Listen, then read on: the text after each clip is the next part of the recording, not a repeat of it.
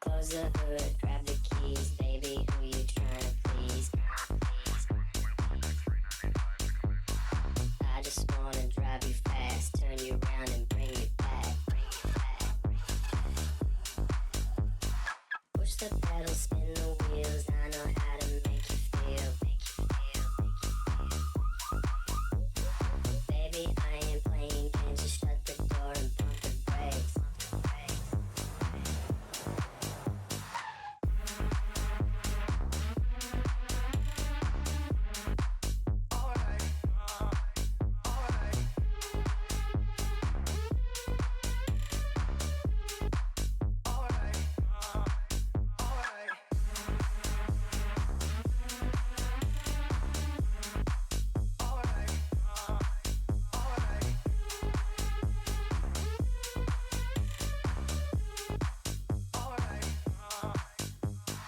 Close the hood, grab the keys, baby, who you tryna please? I just wanna drive you fast, turn you around and bring you back. Push the pedal, spin the wheels, I know how to make you feel. Baby, I ain't playing games, just shut the door and pump the brakes.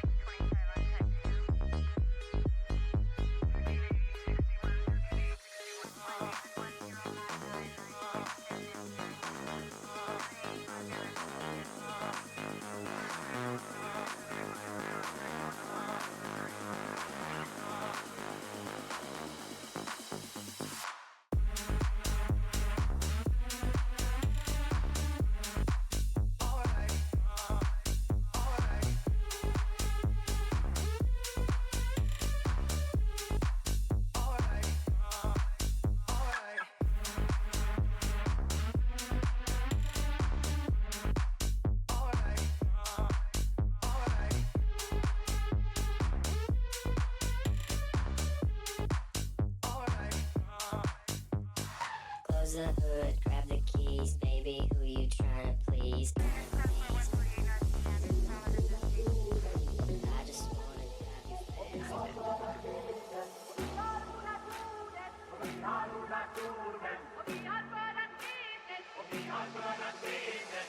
I just wanna drive you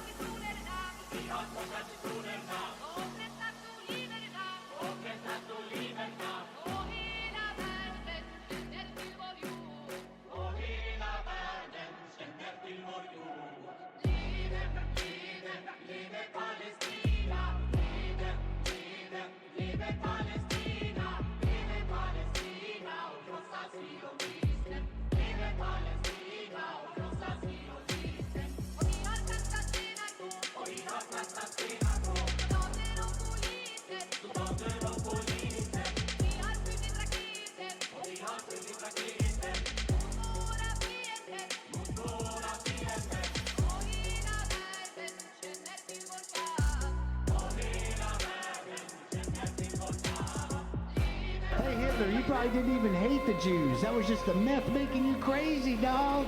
How much does it cost for fascism? How much do the taxpayers have to pay for a fascist country? Stop being cowards, because the collective cowardice of you and people like you is what has led to the circumstances of today. You can stop letting the enemy dictate the terms of your struggle. They're evil. They are actively doing evil. So treat them like the evil that they are. The time to start is now, right? The time to plant a tree is 10 years ago, and the second best time is now. Strikes are the most effective way to stop profit, get demand, and force policy changes. If you can shut down profit, you can make any politician do anything. I don't want to be part of the system as it works. It's time to stop pretending otherwise. It's time to be ruthless, and time to afford them the same amount of grace that they give to their Palestinian victims, because they are only going to get more and more ruthless with their victims if you don't.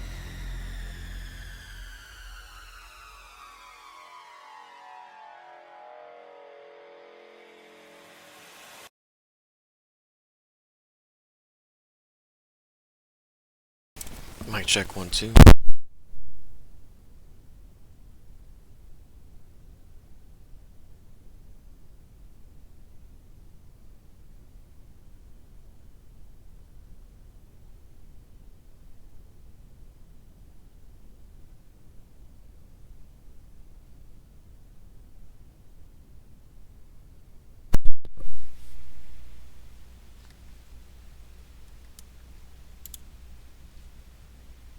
Check. Okay, yeah, there we go. Alright, we're gonna start off with this insanely long Truth Social post from the president.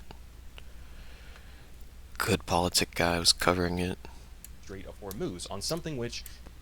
Alright guys, so we got some absolutely massive updates on Iran that we're going to get to in this video, as it looks like this extremely tenuous ceasefire that's been in place for a couple of weeks now is officially over. Iran just launched multiple waves of strikes against the United Arab Emirates, and Trump is currently threatening to blow them off the face of the earth. So a lot of important stuff we're going to get to here, of course, off the top. Remember to like, comment, subscribe, hit that notification bell to get around YouTube's algorithm if you want to help support the channel. Now with that being said, we're going to go ahead and start off here with an unnecessarily, absurdly long Donald Trump Truth Social post here, where he announced Project Freedom, where apparently the U.S. military is currently trying to break the blockade of... Hey, watch streak reach. Killer Cat is currently on a 10 stream streak. Nice. Welcome, welcome. First. It's good to have you here, Cat.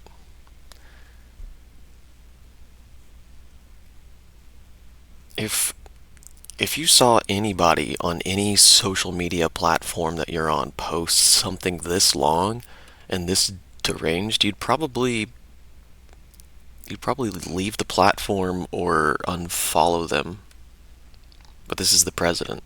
The Strait of Hormuz by Iran and guide commercial ships through the strait. So here he says, countries from all over the world, almost all of which are not involved in the Middle East dispute going on so visibly and violently for all to see, have asked the United States if we could help to free up their ships, which are locked in the Strait of Hormuz, on something which they have absolutely nothing to do with. They are innocent and neutral bystanders. For the good of Iran, the Middle East, and the United States, we have told these countries that we will guide their ships safely out of these restricted waterways so that they can freely and ably get on with their business. Again, these ships are from areas of the world that are not involved in any way with what is taking place in the Middle East. He says, I told my representatives to inform them that we will use best efforts to get their ships and crews safely out of the strait. And in all cases, they said that they will not be returning until it becomes safe for navigation and everything else. This process, Project Freedom, will begin Monday morning at Middle Eastern time, or Project Freedom has already begun. And he says, I am fully aware that my representatives are having very positive discussions with the country of Iran, and that these discussions could lead to something very positive for all. We'll have an update on that later in the video. Actually, looks like... Unfollow them for sure, probably skip right past it, but this is Trump. It's always entertaining to see what crap he's spewing. Yeah, he's to really spin what's happening in the Strait of Hormuz, he has a lot to say. He has a lot to spin here. That's closer to these negotiations completely falling apart than actually coming to a conclusion right now, but he says the ship movement is merely meant to free up people, companies, and countries that have done absolutely nothing wrong, etc., etc. This is a humanitarian gesture. And then skipping down here towards the end, he says, if in any way this humanitarian process is interfered with, that... Skipping down here towards the end. It's like too long, didn't read, even for the dude making a 25-minute analysis video on it. Interference will unfortunately have to be dealt with forcefully. Thank you for your attention on this matter. So he says, Operation Project Freedom is underway. The U.S. military is going to try to, I guess, guide commercial vessels through the strait using military force. I mean, keep in mind, up to this point, the U.S. military hasn't brought our actual naval assets into the Strait of Hormuz because we've been scared of the Iranians sinking them to the bottom of the ocean. So, I mean... Yeah, no, Trump, thank you for attention on this matter. What would we do? What would we do without you, Trump? I hope that his attention on this matter is becomes more focused, because nobody has any idea what the fuck he's doing. Obviously a dangerous maneuver that we're attempting to pull off here, and it's unclear at this point whether any of these commercial ships would even... To be fair, I don't think even he does. ...go along with this, because again, it's extremely dangerous. Now, we also have at the same time CENTCOM here saying that 2 U.S. merchant ships and U.S. destroyers have transited the Strait of Hormuz. They're saying in this Project Freedom, Navy-guided missile destroyers are operating in the Persian Gulf after transiting through the Strait of Hormuz as a part of this operation launched on Monday. They say that U.S. forces are actively assisting in transit, adding that 2 U.S.-flagged merchant vessels already passed through the strait safely and are continuing on their journeys. They also say that Iran claimed that its forces fired on U.S. combat vessels in the strait, and the UAE said that Iran separately struck their ADNOC tankers with drones, and CENTCOM has denied any U.S. ships were hit. So the Iranians are claiming that they successfully struck one of these U.S. destroyers that came into the Strait of Hormuz, and CENTCOM is denying it. Now, who's lying here? There's no way for us to know as of right now. I'm sure if a U.S. vessel was actually struck, then that news is going to leak out eventually in the coming days. But, you know, they're claiming here that they have already successfully bypassed or broken through the Iranian blockade. Now, countering that point, we have some of these people who track the vessels in this region, and as pointed out by one of these OSINT guys, he says, caught red-handed, CENTCOM is feeding you pure fiction. Satellite imagery confirms absolutely 0 ships pass through the Strait of Hormuz. If I'm wrong, then drop the tracking or IMO numbers right now. We are waiting. So again, contradictory claims that are being thrown out here by CENTCOM and by you know, some of these intel guys who track the ships themselves. Now, we also have here... Yeah, and the United States is hiding their losses as well. Like, imagine your loved one is deployed in the Gulf, and you just stop hearing from them. You just have to wonder, you know.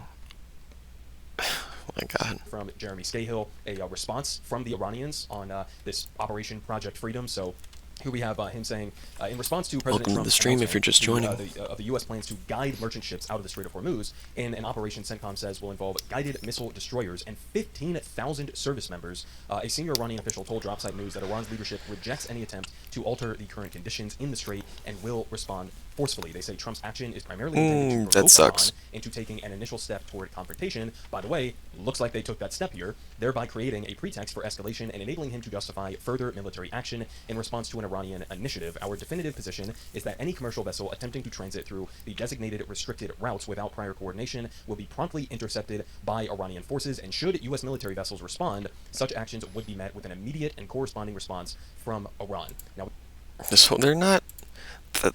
They're really not playing around. Oh, well, as you know, President Trump has... Ceasefire is not over with, Hegseth says. Directed U.S. okay. Central Command to restart the free flow of commerce through the Strait of Hormuz under the umbrella of Project Freedom. To be clear, this operation is separate and distinct from Operation Epic Fury. Project Freedom is defensive in nature. Oh, okay, so we're maintaining the ceasefire with Project Freedom, but Project Epic Fury is still on. We're still doing that. Okay. Focused in scope and temporary in duration, with one mission: protecting innocent commercial shipping from Iranian aggression. American forces won't need to enter Iranian waters. Oh, but they're still going to go tit for tat with Iranian forces, so they're... But don't worry, there's still a ceasefire. Or airspace, it's not necessary. We're not looking for a fight, but Iran also cannot be allowed to block innocent countries and their goods from an international waterway. Iran is the clear aggressor, harassing civilian vessels. Can you imagine believing that? Iran is the aggressor. Motherfucker, Israel struck first. The Strait of Hormuz was shut down in response. Allow. Get the fuck out of here. For real. Vessels threatening mariners from every nation indiscriminately, and weaponizing a critical choke point for its own financial benefit, or at least trying to. No, they are definitely profiting big time off of this. For too long, Iran has been harassing ships, shooting at civilian tankers from all nations. Oh! Iran has been harassing ships. How many fucking fishing boats have you bombed?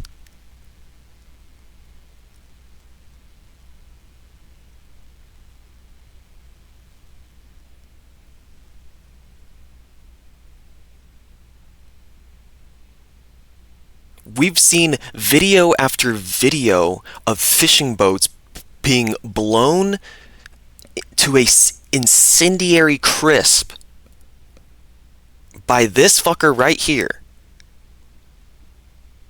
Israel committing piracy in the Gulf.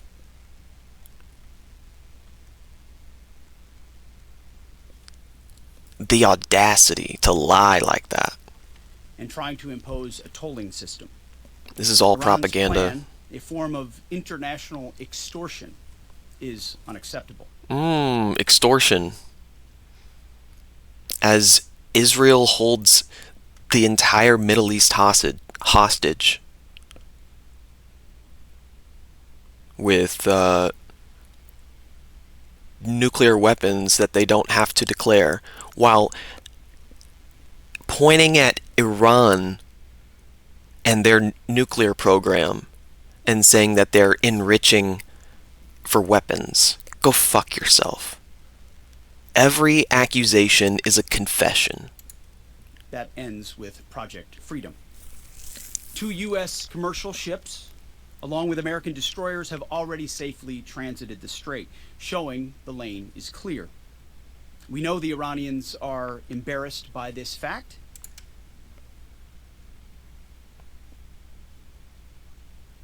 America, land of the hypocrites, land of the cowards. And this guy's like an actual Nazi with Nazi tattoos. Don't forget. They said they control the strait. They do not. So American ships led the way, commercial and military, shouldering the initial risk. Okay, let's ask the insurance companies if it's safe for their ships. Well, let's just see what the insurance companies have to say about this. I don't think that they're ready to send ships through. From the front, as Americans always do. And right now, hundreds more ships from nations around the world are lining up to transit. CENTCOM, along with partner nations, Lining up, but not actually going through. is in active communication with hundreds of ships, shipping companies, and insurers. These escorts are not going to be American ships escorting vessels. That seems untenable. How are you going to do that with every single one? That sounds like it'll incredibly costly. All of these ships from all around the world. And then how long are you going to do that? Trap that they have been stuck inside. As a direct gift from the United States to the world, we have established a powerful red, white, and blue dome over the strait. Oh, please. Destroyers are on station, supported by hundreds of fighter jets, helicopters, drones, and surveillance aircraft, providing 24/7 overwatch for peaceful commercial vessels. Except Iran's, of course. Which is why our ironclad blockade remains in full effect as well. In fact, 6 ships tried to run the blockade out of Iranian ports as Project Freedom commenced, and they were all turned around. This is more than strategy, it's also humanitarian. By breaking Iran's elite... Oh my god, they're actually humanitarians. We're actually humanitarians, you guys. That's so fucking nuts, man.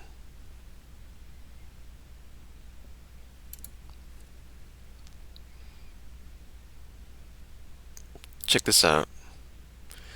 You can't bypass the strait. You see this?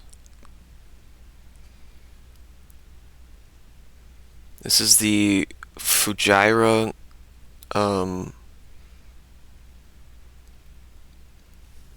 oil facility. Then they have a pipeline all the way to this derrick here. and you can transport oil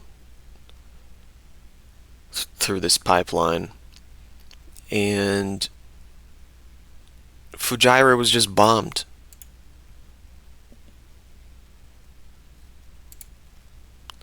Like, America, do you know how fucked you are, really?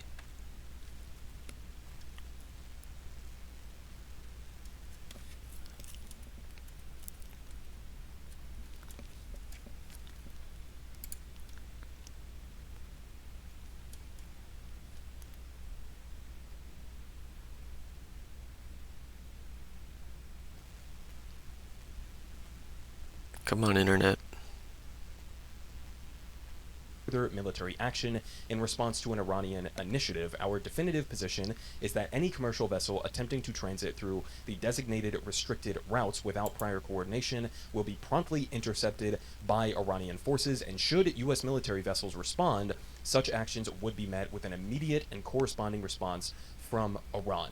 Now, we also have here from the Iranian parliament that one of their members said, "We have sent messages to everyone that if Iran is attacked again, you must say goodbye to the oil and gas of the region for a long time." So this is, I think, the main reason why Trump decided to go for this temporary ceasefire with Iran and hasn't pursued, at least as of right now, a full-scale escalation back towards a larger war with Iran, is because Iran has escalatory capabilities here, right? They could strike, and it looks like they just did in the UAE, they could strike refineries throughout the region and basically, as this Iranian parliament member points out, take offline a huge chunk, like 20% of the world's energy supply. They could strike the East Coast pipeline in Saudi Arabia. They could, activate the Houthis in Yemen and have them shut down the Red Sea, taking another 10 to 12 to 15% of global trade offline. There are multiple different things that they could do in response to... Oh yeah, I forgot about the Red Sea.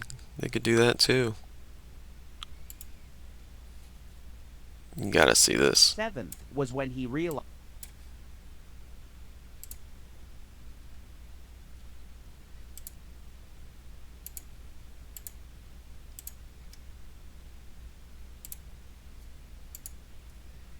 Hey everyone, I am a one-man operation, and I need all the support I can get. I want to thank everyone who has become a patron. Your support means the work. Become a patron. Content on my page. Prime Minister of Israel can claim a significant victory when it comes to selling Donald Trump on the Iran war. As I've said elsewhere, Netanyahu's government conceived of the plan to kill Iran's supreme leader in November 2025, which they initially planned to do alone. Trump, for his part, had declined a similar operation the year before. Pro-Israel Americans quickly claimed that suggesting Netanyahu authored the war and persuaded Trump to join him is to engage in anti-Semitism. And the blame, as it so often does, was placed at the feet of who else? The Jews. The columnist Michelle Goldberg wrote in New York Times Opinion that this heavy-handed approach is doomed to fail because it asks people to overlook basic facts. There have been numerous reports about Netanyahu's many meetings with Trump, and even a White House Situation Room briefing led by the Prime Minister. Indeed, according to a New York Times report on the briefing, Trump sided with Netanyahu against the advice of some of his most important advisors, including hawkish ones. What's worse, the president was told that Netanyahu's predictions about a swift and decisive victory were farcical by the CIA director. His vice president warned against launching another unpredictable Middle East war. Trump notably evolved his foreign policy from targeted assassinations of military commanders, maximum pressure economic sanctions, and bombing of nuclear facilities to a country-wide bombing campaign assisting the Israelis to kill practically the country's entire leadership. Trump's threat to kill Iran's entire civilization has renewed debate on Trump's cognitive decline. He does look sick. He does babble and, sound like the brain's not doing too hot. Indeed, one factor I may have overlooked is Trump's mental acuity. Asked to clarify his remarks by the New York Post, Trump insisted that he was serious. That would make his pronouncement a legitimate genocidal threat. Cognitive abilities aside, Trump was forthcoming in an interview with the Times of Israel, where he revealed just how much his decision to strike Iran was about Israel's security. Quote, "Iran was going to destroy Israel and everything else around it. We've destroyed a country that wanted to destroy Israel." And while he claims, against ample evidence, that Israel never talked me into the war with Iran, he says October 7th was when he realized Iran can never have a nuclear weapon, underscoring further how Trump's rationale for the war is Israel's security. By now, Netanyahu's initial sense of victory has doubtless worn off. Iran's response to the U.S.-Israeli bombing was reportedly unexpected, with missiles and drones fired in all directions. The regime closed the strait, shutting off a fifth of the world's oil supply. The Wall Street Journal reported that Trump has since marveled at the ease with which the strait was closed. A guy with a drone can shut it down, Trump has said to people, expressing belated irritation that the key waterway was so vulnerable. Now Trump, unsatisfied with the outcome, is attempting to reopen the strait as fuel prices have surged. Evidently, Americans don't believe the price is worth it. So far, attempts to reopen the strait have been fraught with problems. Israel responded to an announced 2-week ceasefire with a massive bombing of Lebanon that killed hundreds of people. Iran promptly reclosed the strait. Shortly after, Israel and Lebanon agreed to their own 10-day ceasefire. Iran then opened the strait. But Israel's military quickly announced that they would strike targets in southern Lebanon anyway, flouting Trump's demand not to bomb the country. The following day, they followed through. But Iran ended up closing the strait again for a different reason, the U.S. naval blockade. My last video focused on how many of Trump's objectives in the war are as of yet unfulfilled. It appears that Israel suffers a worse outcome. 2 reports from Amos Harel, military analyst at Haaretz, provide a sobering audit of Netanyahu's achievements. Upon the announcement of a 2-week ceasefire, an article he wrote declared Israel botched the Iran war and shattered its standing in the U.S. He described No shit. No one wants to pay $5 a gallon, let alone even more.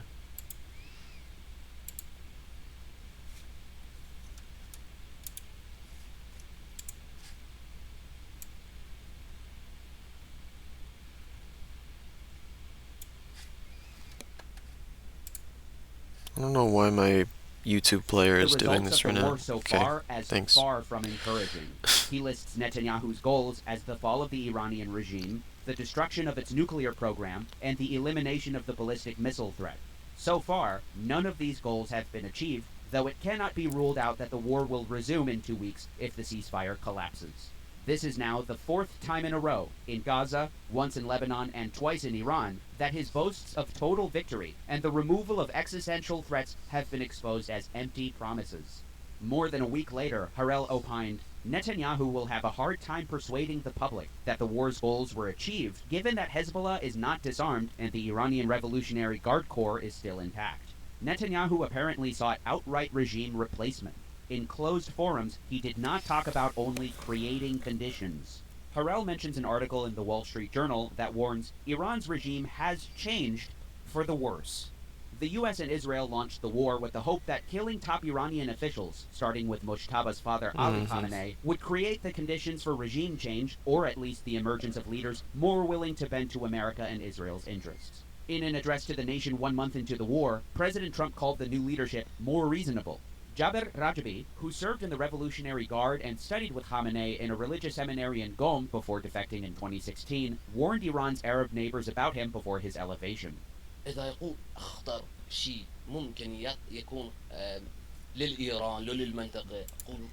saying, what is the most dangerous thing that could happen to Iran and the region? And the answer is Mojtaba Khamenei? Mojtaba Khamenei is 1,000 times more dangerous than Ali Khamenei. Aside from Khamenei, the IRGC appears to be all but running the country. The journal also reported that the country's diplomats, considered more liberal, are being overruled by the Revolutionary Guard. A day after the country's foreign minister announced that the strait was open, Iran's Revolutionary Guard Corps fired on at least 2 commercial ships in the Gulf. While mediators say the U.S. and Iran have shown some flexibility in talks, and Trump has proclaimed that a deal is right around the corner, the episode in the strait shows that those expressing a willingness to compromise might not have the full backing of Iran's newly empowered hardliners. The incident erupted Friday, April 17th, when Iran's foreign minister tweeted that the strait was, quote, completely open. That same night, a person identifying himself as a member of the Revolutionary Guard's Navy broadcast a message on marine radio saying that the strait remained closed and that ships needed its permission to pass. We will open it by the order of our leader, Imam Khamenei, not by the tweets of some idiot. I'm inclined to think that the United States and Israel have created a far more difficult... Oh shit.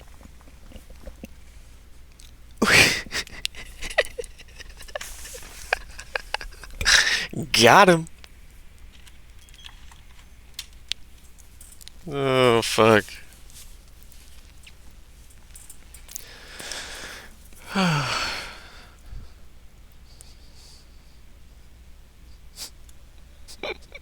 The tweets of some idiot. I'm inclined to think that the United States and Israel have created a far more difficult enemy for themselves. Israel's I-24 News reported the words of a senior IDF official who was speaking to journalists. Iran is funny, too. Iran was dealt severe blows by Israel and the U.S., yet it has the potential to restock its arsenal of ballistic missiles and even relaunch its nuclear program, which could necessitate another military intervention in the future. The outlet also reported on the ceasefire with Hezbollah. Iranian officials have been pressing Washington to advance a ceasefire in Lebanon, linking it to broader talks. You know, for a backwards theocracy, they seem to have jokes. With the United States. Senior Iranian officials conveyed through mediators in recent days that, quote, without a ceasefire in Lebanon, there is no chance for progress in the talks between Iran and the United States. After a ceasefire was reached, an Israeli official told I-24 News that the linkage between the Lebanese and Iranian tracks is a central concern. Quote, this is what should be of main concern to us. The fact that Iran has managed to link the negotiations on Lebanon with the negotiations on Iran. It appears Iran was successful in pressuring Trump to call for a ceasefire with Hezbollah, though Netanyahu has his own reasons for agreeing, at least officially, to submit.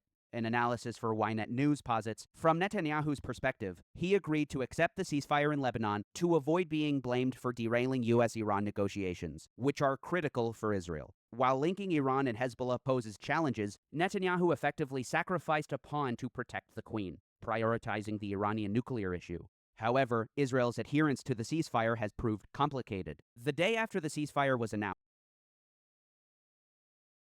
Look at this goofy-ass motherfucker wearing the helmet and bulletproof vest. Like, bro thinks he's on the team for real. Trump asserted on Truth Social, Israel will not be bombing Lebanon any longer. They are prohibited from doing so by the USA. That same day, however, the Israeli military said that they would continue to strike, in their words, Hezbollah terrorists in the southern part of the country unless they surrender.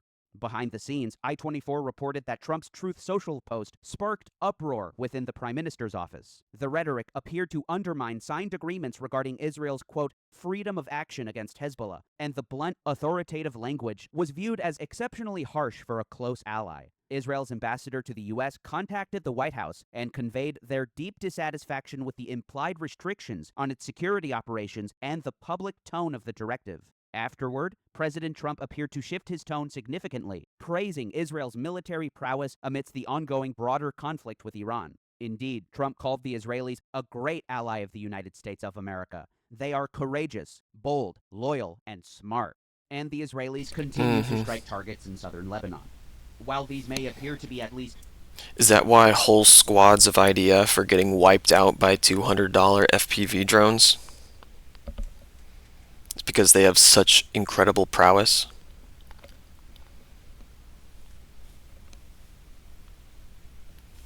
The financial losses are totally incongruent. Super expensive communications devices, totally crippled with a single $200 drone.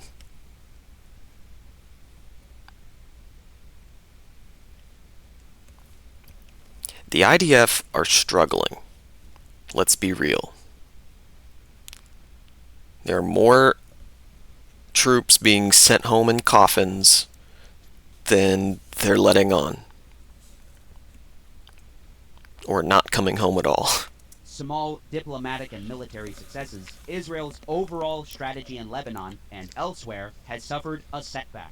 A 2013 article from two researchers at the Israeli Begin Sadat Center Merkava for Strategic tanks. Studies is quite optimistic about what was then a novel idea. The paper was called Mowing the Grass, Israel's Strategy for Protracted Intractable Conflict. Mowing the grass, or mowing the lawn, is what they call the occasional slaughter of Palestinians. Or Kiswa Chadeshe in Hebrew, is a policy of forever war. The strategy assumes that Israel's enemies cannot be defeated, and there can be no peace with them either. The result is a routine of massive military campaigns in the West Bank, Gaza, and Lebanon in order to, as the authors describe it, create periods of quiet along its borders. The policy is aimed principally at non-state actors such as Hamas and Hezbollah in order to degrade their capabilities, but only temporarily, as large-scale operations do not prevent subsequent rearmament and buildup, which necessitates the continuation of mowing the grass. Tellingly, in the 21st century, Israel is not aiming for victory or for ending the conflict. The authors review classic counterinsurgency strategy, including enemy-centric approach and population-centric approach. In Vietnam, the imagined crossover point, in which more communist forces would be killed than could be replaced, was an enemy-centric approach, while the attempt to separate millions of Vietnamese in fortified camps to cut off their contact with guerrillas was population-centric. The article's authors don't believe that there's any use in trying a population-centric approach, saying it doesn't apply to Israel's reality. They're generally dismissive of the idea altogether. Though, from what I understand about Chechnya, a population-centric approach is not impossible, and was utilized quite effectively with the Kadyrovites, an arrangement that ultimately ended the insurgency there. That process involved choosing a powerful Chechen leader, amnestying fighters with Russian blood on their hands, allowing Ramzan Kadyrov a considerable amount of autonomy to rule the country firmly with his personal army, and showering the pliant warlord with enormous sums of cash to rebuild the destroyed territory. We're going to switch over to the Iran sitrep here.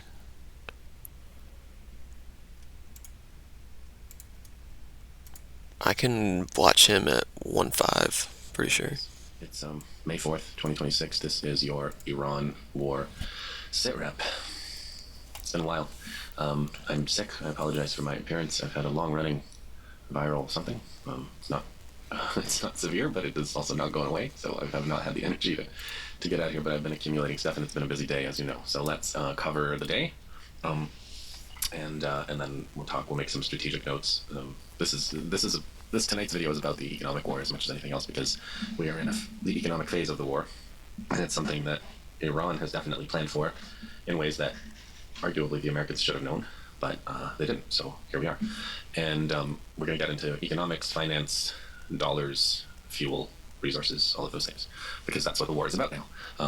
It may, by tomorrow, by the time you guys see this, it might be back to being about missiles and trajectories and interceptors and magazine depth and things like that, but right now, it's about scarcity of resources and imminent economic, changes to the global economy that may never be reversed, that may never be the same again.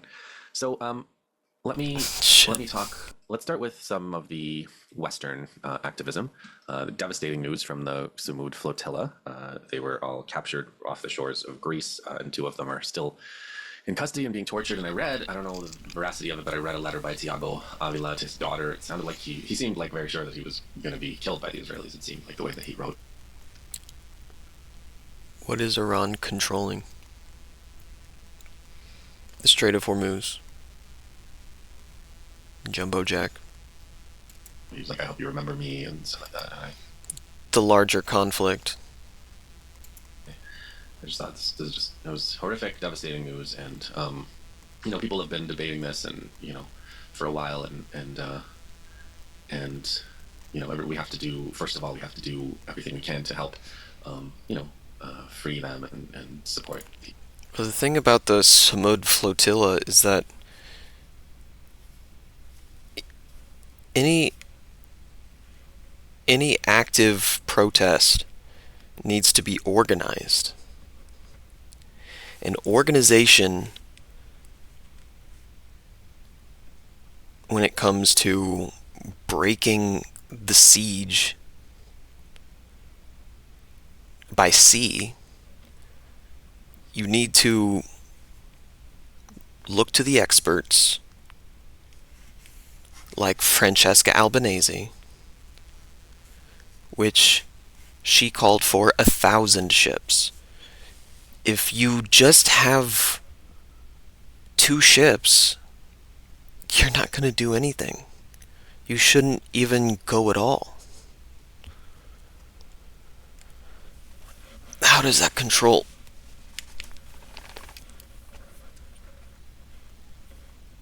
How does that control look like?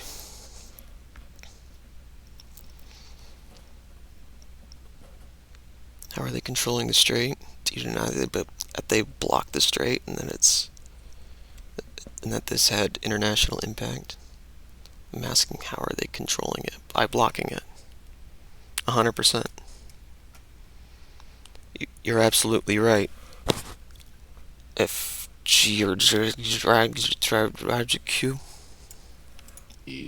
the people that are in custody and being tortured by the Israelis right now. I do also think the strategic discussion that... Okay, is that terrorism? Brother. Yes. It's just as much terrorism as... It's not.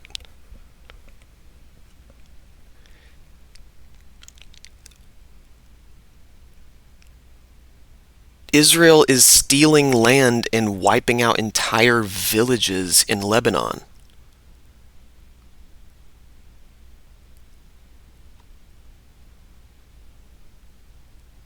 Strait of Hormuz is in international waters, and Lebanon is a sovereign state.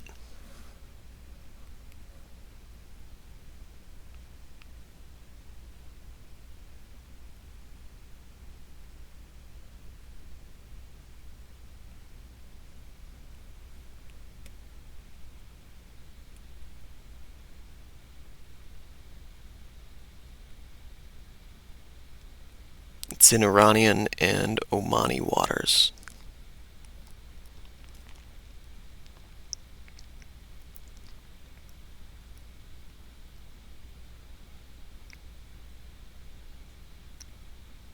Well, the precedent of legality has already been completely lost.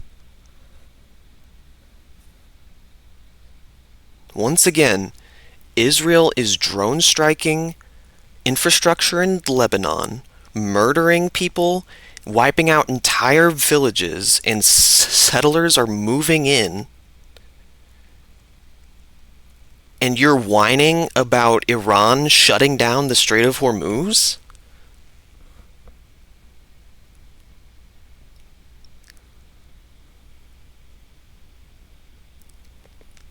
Iran is using the leverage that they have.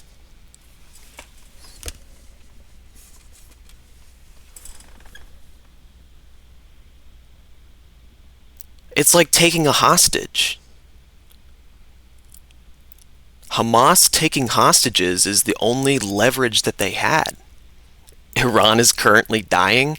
Iran is making a killing off of these tolls that they're charging. Iran is going to enter a new golden age while we're spending billions trying to fight an underdog. Getting our shit clocked by $200 FPV drones. Tolls are not being charged. That was true a month ago. It's still true.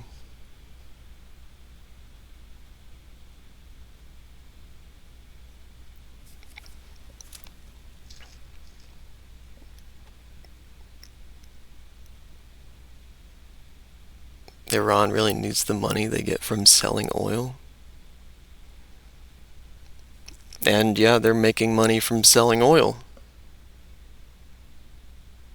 to China and Russia.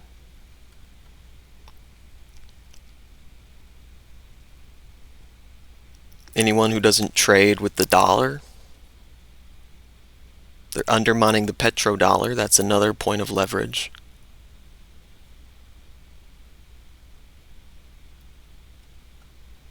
Strait of Hormuz is in Iranian and Omani waters. It is classified as an international strait by a bunch of laws Iran did not sign, but nevertheless the strait is physically inside of their territory.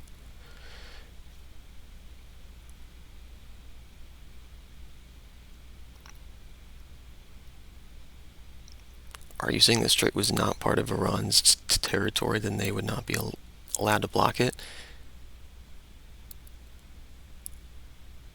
I'm saying if the strait was not part of Iran's territory, they could still block it.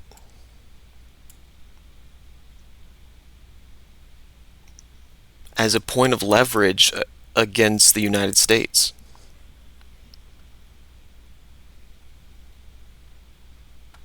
I'm asking the weird name guy.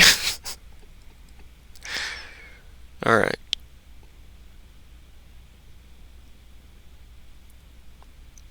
But your question is barely even worth answering. Thing like Lathe and I saw Mikey. You've seen Mikey on my show, and others have said this. Like, it is maybe time to reconsider, whether this method is like when you choose a tactic, when you choose a strategy, you have to have a sense of what the achievable goal is, whether it's going to work, whether it's going to match with what you're trying to achieve. And as long as the Israelis have a navy, as long as they have impunity, and the support of these Western countries, including Greece, to just take the boats off of wherever they go, like this nonviolence is mostly a scam anyway, historically, as I've written about on Substack and elsewhere. But to the extent that there are nonviolent strategies, the idea is to create some kind of lose-lose situation. So the quintessential nonviolence successes are Gandhi, right? And I argue it's not. I would argue that a lot of what Gandhi did was miserable failure, and a lot of what succeeded had nothing to do with what he was doing or advocating. But the theory, anyway, like never mind the historical accuracy. The theory is that Gandhi, by having satyagrahis go forward and get beaten in front of the cameras and in front of the world and with radio witnessing it, would create a dilemma whereby all the people in India who ran the system on behalf of the British would see that the British are so brutal and they beat down Indian people even if they're completely unarmed, and it causes ultimately this kind of questioning about whether Indians should be supporting the British occupation of their own country. There's some link, some logic where you're saying, okay, you're trying to create a crisis of legitimacy where the British occupation of India depends crucially on large numbers of Indian people believing the British have a right to rule India. And if almost everybody in India doesn't believe that, then it's impossible for Britain to continue ruling India. And that's the logic. That's the strategic logic. Now, there's no dilemma being created by these flotillas. There's no crisis. Watching the Israelis brutalize these internationals, it's pleasure for the Israelis. It's sport for the Israelis and their supporters, Zionists everywhere in the world, in the West, celebrate this violence. They call for more violence, and they enjoy it. And then the rest, the rest of the world that would be sympathetic to Westerners getting brutalized, I think at this point, I suspect are also moved by seeing people in Palestine themselves getting brutalized. I don't think there's some kind of divide. I participated in the International Solidarity Movement in 2002, doing some of these nonviolent accompaniment kinds of acts. And that theory, that was a different theory, and I think arguably it was equally unsuccessful. The theory was, if people don't care about Palestinians because of racism, they'll care about Western. Like, I know, okay, I know, but they'll care somehow if somebody's carrying a Western passport or whatever. And not really true. It turns out to not really be true, and it's less true the more time passes, and the deeper Israel goes into the moral hell that it is sunk permanently into now, and the rest dragging the rest of the West with it. So these nonviolence theories, the theory behind these kinds of actions, I think, we need to, I would, as I consider myself, to the extent that I consider myself part of this movement, I would ask my peers, in this movement to consider, what is the theory? No chapters, God damn it. What is the outcome that's desired? How does the action potentially lead to that outcome? Knowing the forces that are arrayed against it. Meanwhile, though, please do whatever you can to get Tiago and the other prisoner. I'm going to look him up. I don't know the name. Jumbo Jack, I don't know what you're on about. You are misinformed. Name offhand.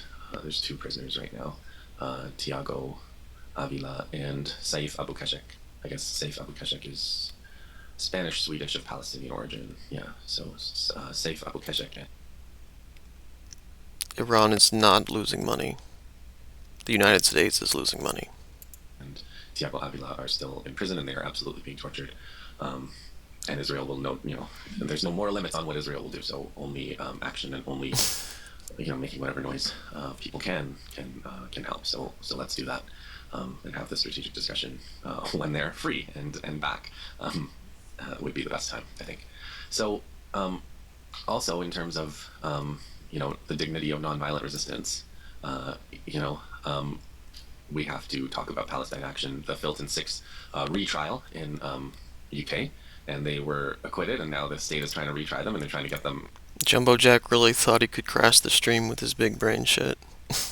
At the same time, they're trying to stop jury trials altogether. And the closing arguments, you can read them at realmedia.press. The Filton 6 trial defendants' closing speeches, and all of the speeches are there on this site, and I did read them all, but Susan Abu Halwa called my attention to these speeches, and the one she reproduced, I thought, had a lot of what we need. All the speeches are amazing, but this one was really good. It was by Zoe. Why do we need to cope, though? It's a great speech. She says, who's coping? 6 of us give evidence. You might think it odd that what's happening in Palestine has gone completely unmentioned. You might have noticed certain words that have been blacklisted, that until our closing speeches, the word genocide wasn't said once. There have been interruptions from the prosecution, quick subject changes from our barristers. It's almost as if whole topics of conversation have been banned. The prosecution know full well that we are right, that this factory is supplying weapons to Israel to be used in Gaza. That's why they're choosing to suppress it rather than contest it. The prosecution have decided that the legality of Israel's act. Don't use me as Google. Iran is losing money. How much did the war even cost? 50 billion so far. Don't use me as Google.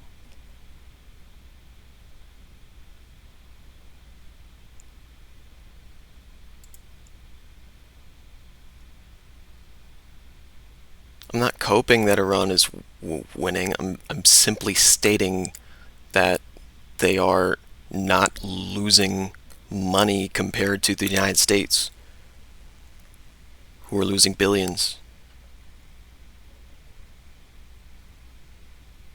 I can really think that, and I do.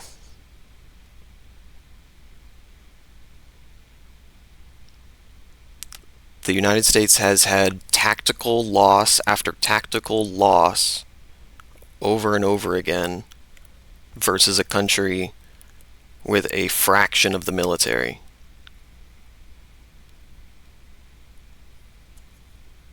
Is irrelevant in this trial because they know you could not in good conscience find us guilty of anything if you were allowed to hear the whole truth. And then she says something else that's amazing. She says, I want you to know that whatever you decide, I will not hold it against you. How can I when you have been kept so in the dark? But you can be sure of one thing. I am proud. I am so proud that I took part in this. I'm proud that I overcame my fear and took action because, of course, I was scared, and you don't just break into an Israeli weapons factory for fun. I can say with absolute certainty that this is the best thing I've ever... When do we stop talking about the flotillas? I'm sorry. I mean,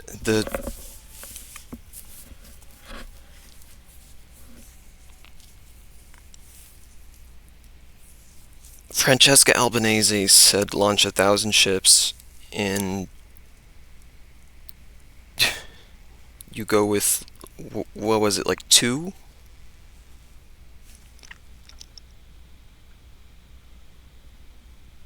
Ever done, because there's a good chance that because of our actions that night, innocent lives were saved. Zoe, we are proud of you.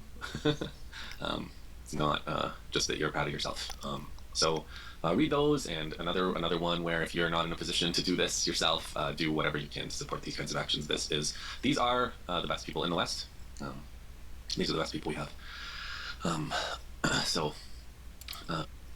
I put a lot of stock in the Samud flotilla when they had, 100 ships. I watched them every day. I had a live stream going in the last 24 hours. I kept it up. I would sleep and wake up, check the stream, check the GPS, and they were all captured. All the countries saying that they were going to escort them abandoned them, and even the Palestinians had a lot of hope that they would arrive. They carved Samud flotilla, or the word Samud, into the sand. as a means of greeting them. And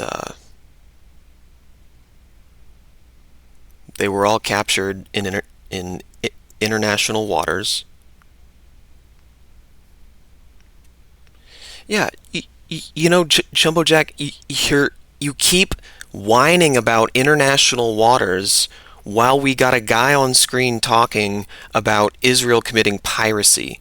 Your fucking priorities are fucked. Support them, and they are leading the way. Okay, so now to the military affairs of tonight. Trump started.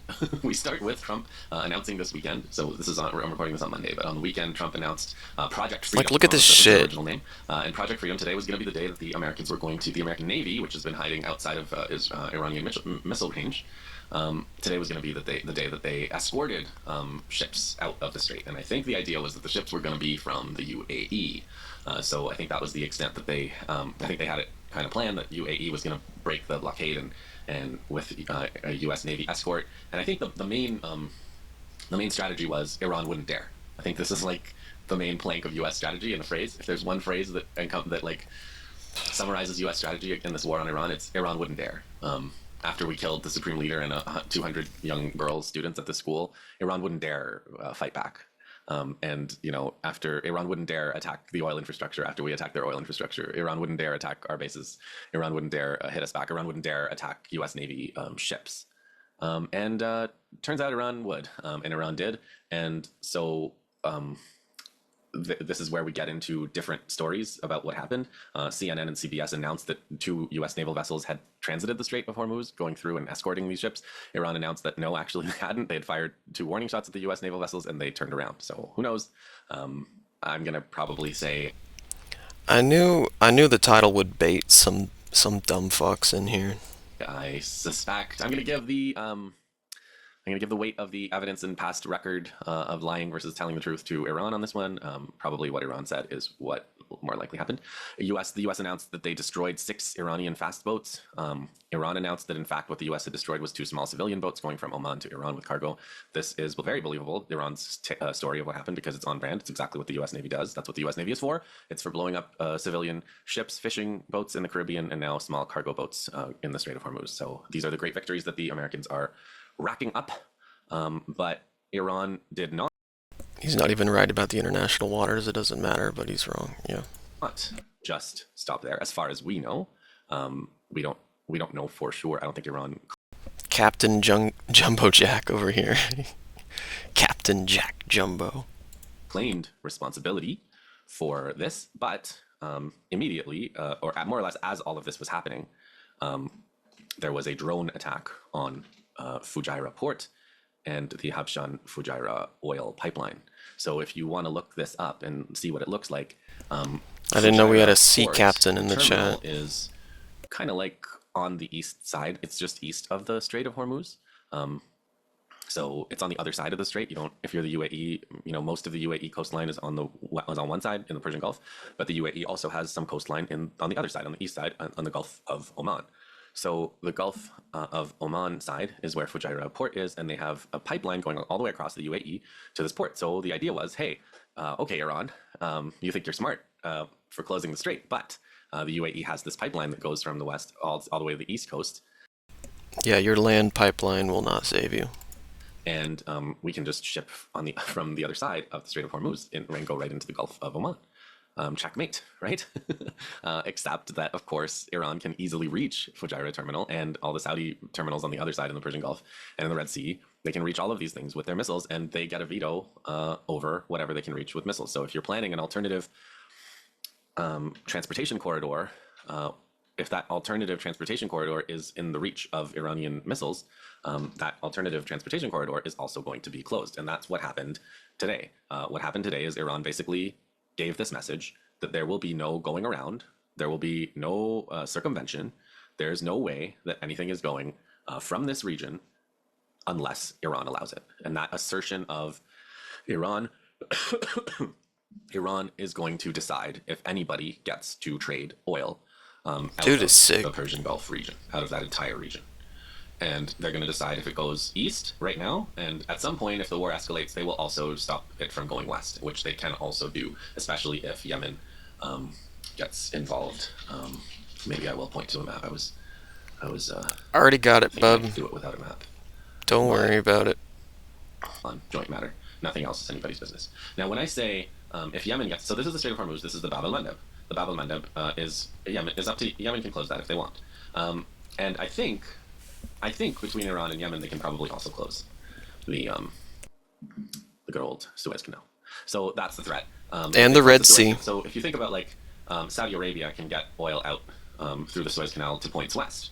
And if they can, and so can the UAE. The UAE can ship to Saudi. Saudi can get it into the Red Sea, and then the Red Sea out the Suez Canal, and then, or if you want to go east, you can go all the way around Africa, and then you can go east. But really, at least the wet points west can get their Saudi and other oil out, unless Yemen closes the Bab el-Mandeb and then destroys the shipping facilities of Saudi Arabia, or closes. So effectively closes the Suez Canal. They can do it just by destroying ships. If they close the Red Sea, they close the Suez Canal, right? If they say anything in the Red Sea, we're going to destroy. So don't try to go through the Red Sea. Don't try to get into the Bab. If you're in the Bab, we're going to destroy you.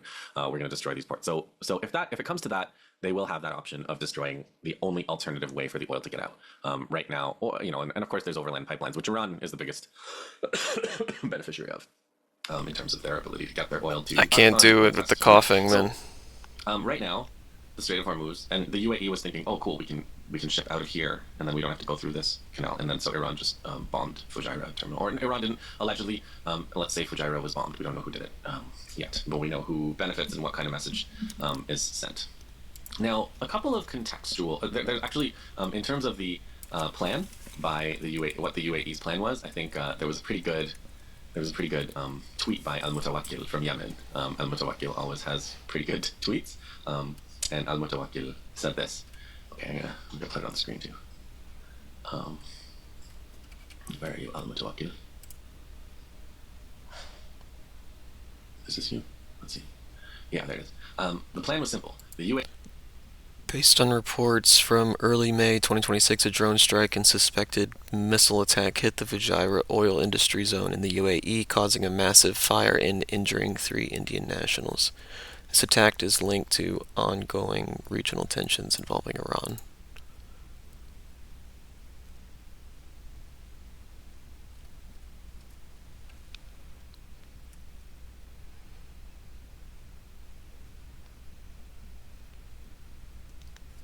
That's pretty much it. We'll come back. We can keep going with this video. Holy shit, it's 53 minutes long? No fucking way, dude. UAE exits OPEC, which they did last week, right? Breaks free from limits and ramps up production. 2 days later, America announces Operation Freedom and forces open the Strait of Hormuz. Emirati oil floods the market, prices crash, and Iran loses its only powerful card. Iran sent a strong, clear message today. You want cheap oil, you won't get it until you return to negotiations and provide guarantees to implement our demands. By successfully foiling their plan, Iran will return to negotiations from a stronger position than before. I don't know if that's true. I don't know if the Americans will negotiate. I don't know, people talk about that phrase, non-agreement capable. I don't think they're even negotiation capable, but that remains to be seen. It doesn't matter. This war does not have to end with an agreement. I think that's an important point that people are missing. It doesn't have. It's a mute point.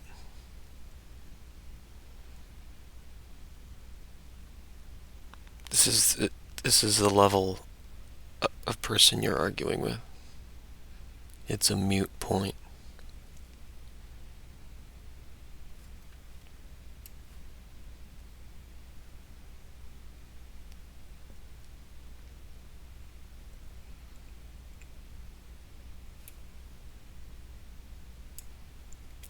It's a mute point. Have to end with a negotiation, and it doesn't have to end with an agreement. What Iran wants, they can get without an agreement. They want America to leave. Well, America can just leave. They don't have to sign anything to leave. They want America to stop bombing. They can lay waste to all of the infrastructure that enables America to bomb them. They want America to restrain Israel. Well, maybe America can't restrain Israel, and that is one thing that Iran is, I think, studying now very carefully. I'll get back to that point. But like what the Iranians want from America, I think they can get without a deal, without a grand bargain or a handshake or a signed treaty. They can just get them out without a deal, which is another thing that which was a model for Hezbollah. And, it's one of the things that Nasrallah chastised Yasser Arafat for back in the day. He said, why did they need a deal? They should have just kept fighting until the Israelis left the West Bank and Gaza without a deal. This deal now puts them in charge of protecting Israelis. And that was Nasrallah's take on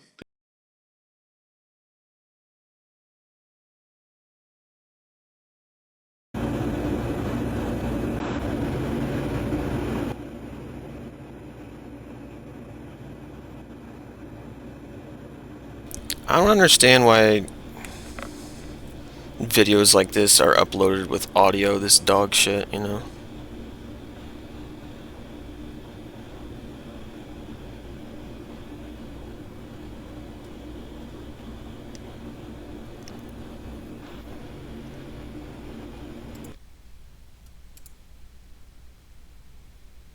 Damn.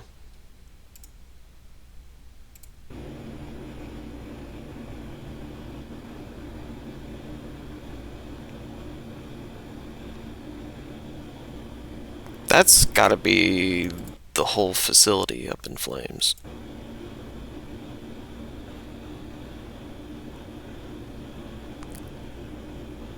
It's a lot of smoke. Just a black pillar looming, rising into the sky. Jesus Christ. Like, one day we'll look back and measure the environmental impact of this war, and it'll be like 30 years worth of carbon emissions or something like that. Jesus Christ. the Oslo Accords of 2000. So likewise, but you can kind of make an analogy to what's going on with this war. Like, Iran doesn't need a deal, and Iran isn't going to settle for a deal that doesn't get them what they want. It does not appear. They have had plenty of chances to settle for a deal that the Americans would then go back on anyway, and they've played that game for a long time. And I'm going to, again, like I promised, I'm going to get back to why they have been playing that game. So I want to make 3 contextual points about what happened today before I... Yeah, it's okay to tap out. Move on. One of the points I want to make is that Trump announced Project Freedom because the blockade, that's not to be confused with Iran's blockade, this is the American blockade of Iran's blockade, is not getting the job done. And Ghalibaf, who's the head of the Security Council right now, I believe is his title, he's the Speaker of the Iranian Parliament, he kind of was trolling the Americans. He drew a couple of lines. He said, you can go across America and back, and that's how long the Iranian borders are. Blockading this is going to be difficult, and that's actually understating the case rather dramatically. In fact, it's much harder to blockade Iran because the boats are going out into the ocean. Some of them are going along territorial waters of countries that you don't necessarily want to antagonize right now. Tell Iran to stand down in the name of saving the planet. Who do you think started this conflict, Jumbo Jack?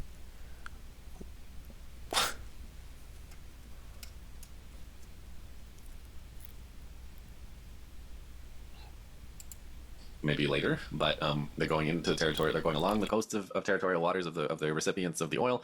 They have satellite intel on where the American Navy is, so they can avoid it based on their intelligence.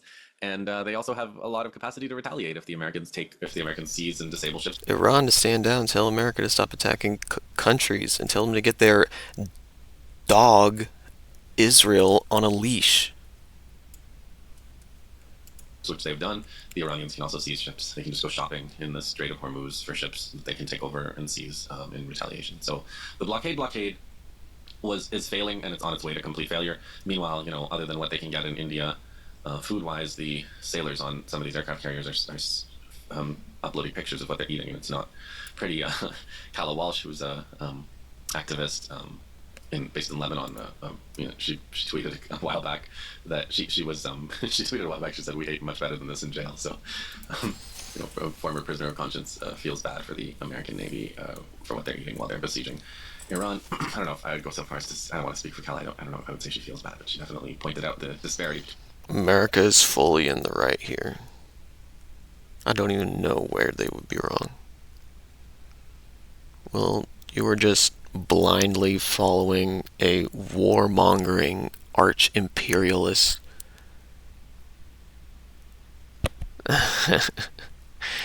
I'm gonna just Google who started the war. Even your friend Google will tell you that this is a dumb opinion.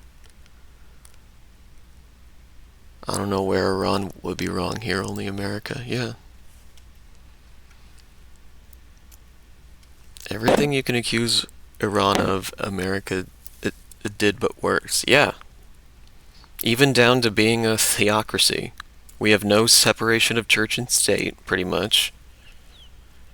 And we have religious zealots in political positions holding real power.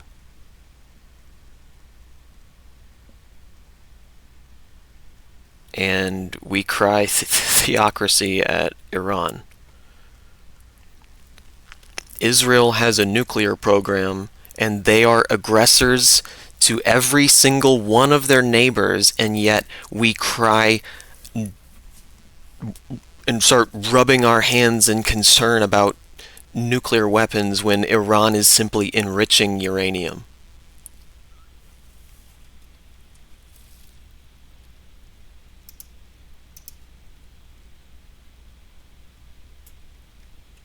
Oh my god, now we're back to the international waters. Shit. Jumbo Jack, you're bringing the stream to a screeching halt, man.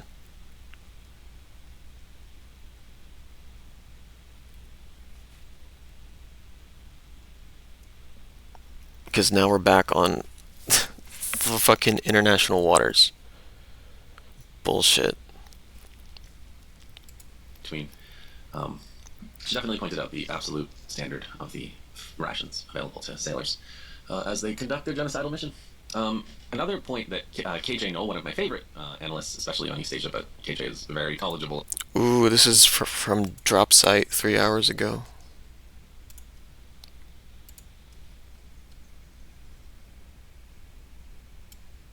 The fact that Donald Trump is engaging in a significant escalation in the Strait of Hormuz. Not only does the U.S. have this naval blockade, but now Trump launched something that he calls Project Freedom, where the United States is claiming that they're going to be escorting merchant vessels out of the Strait of Hormuz. Iran is still ferociously maintaining that it has the legal authority. They have not killed 40,000 of their own people. That is a lie. That is propaganda. You are wrong. Do not say that shit.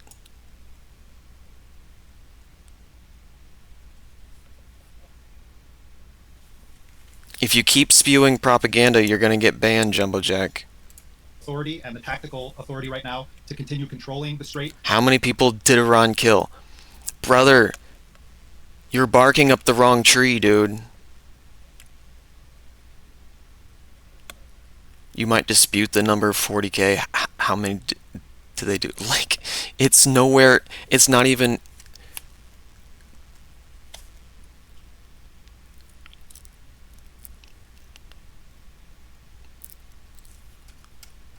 Literally, less than 1,000. And the fact that you're rubbing your hands in concern over what is essentially propaganda instead of tuning in to hear about Lebanese land being stolen out of concern, you come in here and you want to argue about territories in waters. Shut the fuck up.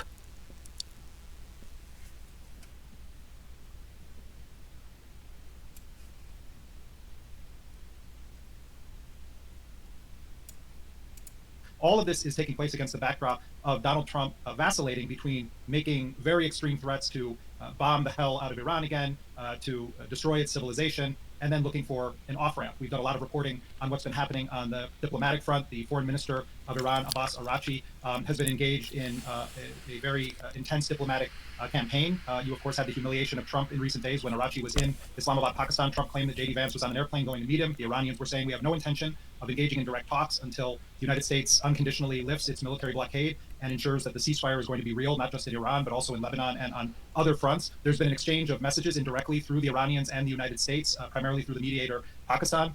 Iran still maintains that the core of its conditions for negotiating an end to the war are contained in its original 10-point plan, and they say that the issue of Iran's nuclear enrichment is off the table until there are actual real technical negotiations. I'm joined now by my colleague Ryan Grimm, and we go straight now to Tehran, Iran, where we're very honored to be joined by Abbas Aslani. He's Senior Research Fellow at the Center for Middle East Strategic Studies. People may also be familiar with Abbas. He regularly appears on Al Jazeera. Abbas, thank you for joining us from Tehran. Pleasure to be with you, Jeremy. Abbas, let's begin by the latest developments. The U.S. Defense Secretary Pete Hegseth this morning was directly asked if the military action on a low intensity level that we've seen in the past 24 hours in the Strait of Hormuz means that the ceasefire is over. He said that it's not, but Iran is saying that what the United States is doing with its naval blockade and this escalation itself constitutes a violation of the ceasefire. Give us your analysis of what's happening right now in the Strait of Hormuz. Jeremy, you know what is taking place in the field in the case that the United States wants to pressure Iran economically as well as militarily, and they are trying to test the will of Iran in terms of, backing down from its position at the negotiating table. But in the meantime, they somehow seem not to be aiming to resume the recent conflict that we witnessed in the past couple of months or a few weeks, and they have been somehow trying to reopen the Strait of Hormuz through different tools. Iran didn't, yell under a military campaign, so it is not expected to see Tehran also exhibiting any sign of weakness in this regard under economic pressure or, let's say, political discussions. And this indicates that the Trump administration, which is simultaneously is pursuing that diplomatic track with Iran, has not been able to create enough leverage to pressure Tehran to get the concessions they expect in relation to the nuclear program, and also now we are talking about the Strait of Hormuz itself. And this is an implicit, admission of their failure in meeting their strategic objectives in the war. So that's why they are resorting to different tools and methods in order to compensate. And we are seeing at different, let's say, occasions, they are trying different methods. And the timing of the recent announcement by the US in order to escort tankers, all of a sudden they are now caring about the humanitarian aspect of those, vessels and tankers in the region, which is, I think, Jumbo Jack, shut the fuck up. You are the one spewing propaganda. difficult to buy because that was the United States, which also they targeted the Iranian vessel, Dena, which was coming back from India, and they were unarmed and they were not in the military battlefield. They did it because it was fun and amazing. But now Trump saying that he's going to help, vessels. This is not something which he could be somehow aligned with their previous actions. But this indicates that the longer this, naval blockade or the closure of the strait goes on, the consequences also could be significant. The United States is pretending that it does not care about those consequences, but in action, what happens, in the case that they want to control the situation, the shock that might be created as a result of this closure and the blockade for the global energy market, the impact in the U.S. or the allies of the United States for the region is important. And sorry, I just couldn't deal with the yapping,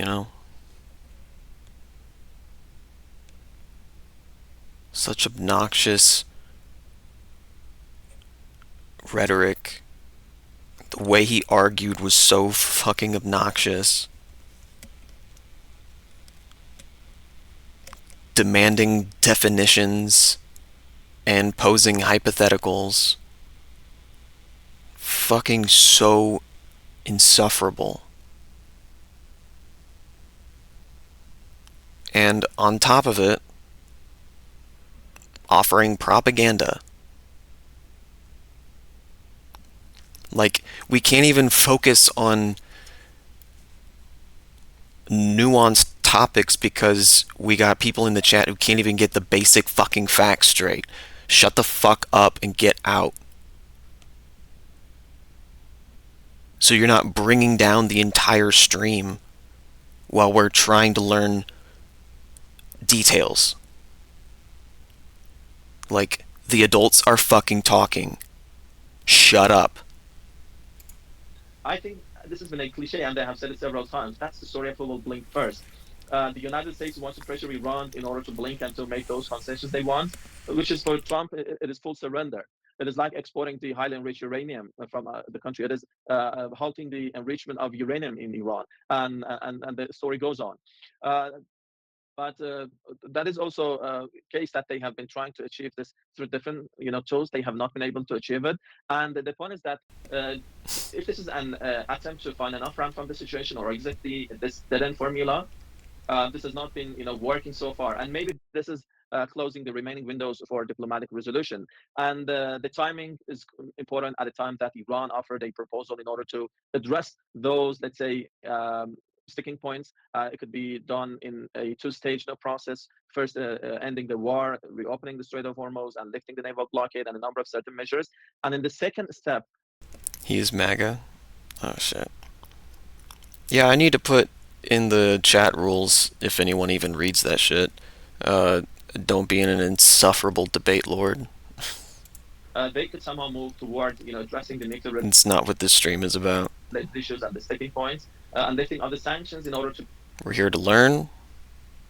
We're here to stay informed for at least an hour, and we're going. It's now an hour and 20. Be able, to clinch an agreement. The aim to separate them, to decouple them, was to make them somehow accessible, because Iran saw those serious gaps on those issues and thought that maybe the immediate and urgent, challenges could be decoupled in order to find a middle ground on them. This could somehow create, let's say, an atmosphere which could be somehow positive in moving towards further agreement on the remaining issues. And the trust deficit is very important in this process. Iran does not trust the United States. They were negotiating twice, and specifically at the time that they were thinking that progress was being made, the country was attacked militarily along with Israel. And that's why Iran, again, has this reservation that maybe all these efforts are kind of, let's say, deception tactic in order to attack the country again. So in order to change this atmosphere, having an initial agreement on ending. That's why Iran's not really coming to the table for peace agreements anymore, because it could just be another tactic to assemble heads of state to be murdered. In the war, reopening the Strait of Hormuz, lifting the blockade, could be working as a, let's say, gradual trust-building measure in order to pave the way for further potential agreement. But what is taking place in the field, in the case that the United States is not seeking that kind of, let's say, negotiation or resolution? At best, what they are seeking is a full surrender from it. Like, after seeing what Steve Witkoff did in Palestine with the Gaza Humanitarian Front Foundation, but they were calling it a front. The Electronic Intifada was, at least.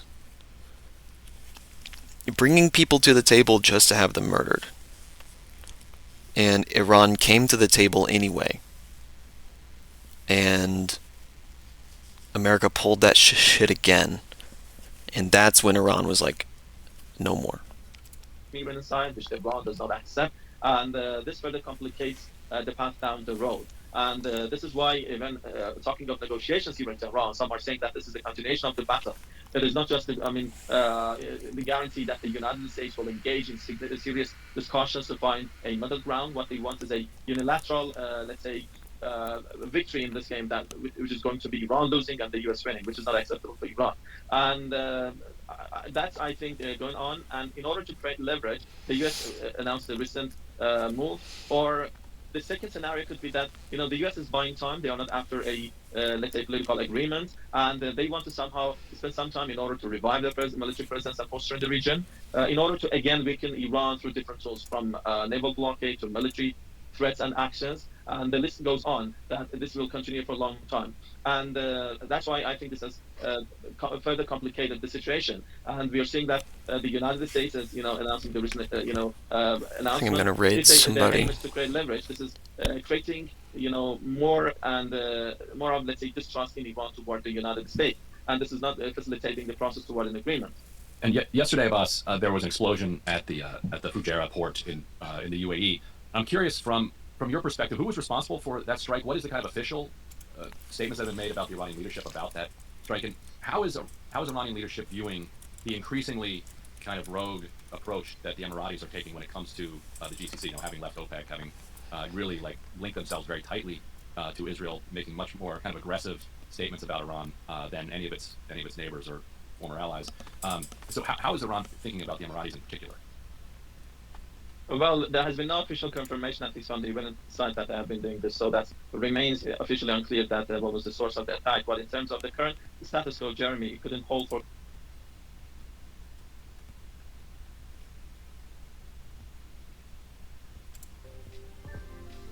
I think we're also gonna look for like one more YouTube mod. Probably Fuzzy, TBH. It'll probably end up being Fuzzy.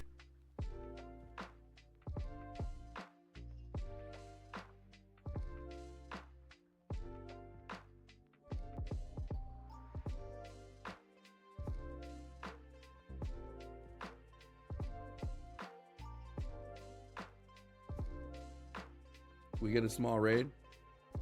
Joel.exe, thanks so much for the raid. Thanks to you and yours for joining Yeah, us just for wanted to make hours. sure it worked. Peace.